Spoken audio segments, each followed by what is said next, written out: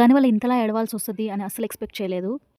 Hello all, welcome back. ఈ cyclone effect వల్ల అసలు బయటికి వెళ్ళడానికే కుదరట్లేదు. ఇంకా ఎలాగో బయటికి వెళ్ళే పని లేదు కదా అని చెప్పేసి ఇంట్లోనే మష్రూమ్ కర్రీ చేసుకుందాం ఇవ్వాలని డిసైడ్ అయ్యాను. 100 పనులు చేయడంలో మనమే ముందు ఉంటాం కదా. కొత్తిమీరతో ఫోజులు ఇచ్చే లోపల మట్టి అంతా పైన పడిపోయింది. వెజిటేబుల్స్ కట్ చేసుకుందాం. ఆనియన్ ని నీట్ గా పీల్ చేయాలి. అక్కడ చూడండి బ్లాక్ గా వచ్చాయి కదా, అలా నీట్ గా క్లీన్ చేసుకొని యూస్ చేయండి. లేదు లోపల వరకు కూడా అలానే ఉందంటే అవి పడేయండి. అవి మనకి హెల్త్ కి మంచిది కాదు. నేను ఏడ్చింది ఎందుకు అని మీకు అందరికి డౌట్ ఉంది కదా. ఈ ఆనియన్ వల్లే నేను ఏడ్చాను. ఇంకా ఎంత ఏడ్చినా సరే ఆనియన్ లేకుండా కర్రీ అయితే చేయలేం కదా. అందుకనేసి ఆనియన్ మ్యాండేటరీ కాబట్టి ఎంతో అవస్థలు పడైన ఆనియన్ కట్ చేసుకోవాలి. తర్వాత పచ్చిమిర్చి, కొత్తిమీర, నెక్స్ట్ మష్రూమ్స్ కూడా నీట్గా పీల్ చేసుకొని కట్ చేసుకోండి. మష్రూమ్ని నీట్గా కట్ చేసుకోండి, ఎందుకంటే అవి భూమిలో పెరుగుతాయి కాబట్టి దాని మీద ఏమేమి తిరుగుంటాయి ఏమేమి పాకుంటాయి మనం చూసి ఉన్నాం కదా. అందుకని నీట్గా పైన పీల్ చేసేసేయండి. పీల్ చేసేసి అప్పుడు క్లీన్ చేసుకోండి. కుకింగ్ స్టార్ట్ చేద్దాం. ఫస్ట్ అయితే గ్యాస్ వెలిగించుకోవాలి. తర్వాత బాండలు పెట్టి తర్వాత ఆయిల్ వేసుకొని తర్వాత ఆనియన్స్ వేయాలి.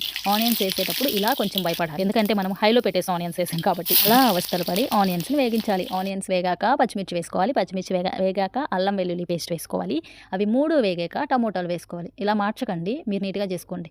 అందుకే నన్ను కుకింగ్ వీడియోస్ అడగకండి అని చెప్తా, మీరు అవే అడుగుతారు. అవి చేసేటప్పుడు నేను కెమెరా బ్యాలెన్స్ చేసుకోవాలి, వంట చేసుకొని ప్రశాంతంగా తినాలో నాకే అర్థం కాదనమాట. నెక్స్ట్ ఉప్పు, కారం, ధనియాల పొడి వేసుకొని బాగా ఫ్రై చేసుకున్న తర్వాత మష్రూమ్స్ వేసుకొని అవి కూడా కొద్దిసేపు మగ్గనిచ్చి తర్వాత గరం మసాలా వేసుకోండి. ఆఫ్టర్ దట్ అవి ఉడకాలంటే కొంచెం వాటర్ పోయాలి కదా, అవి వేగాక వాటర్ పోసి కొంచెం ఫ్లేవర్డ్ కోసం ఫస్టే కొంచెం కొత్తిమీర వేసి బాయిల్ చేయండి. అది ఉడికే లోపల మనకు టైం పాస్ అవ్వాలి కదా, అందుకే మూవీ పెట్టుకొని కొద్దిసేపు అలా చూస్తూ బయటలు చూస్తే ఇంకా వర్షం పెద్దదైపోయింది. సర్లేదు తగ్గేలా లేదు అని కర్రీ వైపు వెళ్ళాను. ఆల్మోస్ట్ సగం అయిపోయింది. ఇంకా కొంచెం కొత్తిమీర వేసి మిక్స్ చేసుకోవడమే. టేస్ట్ ఎలా ఉందో చూద్దాం. పర్లేదబ్బా బాగానే కుదిరే. మరి మీరు ఫాలో చేసి రెడీగా ఉండండి. నెక్స్ట్ వీడియో కలుద్దాం. అప్పటి వరకు ఉంటాను. Bye bye.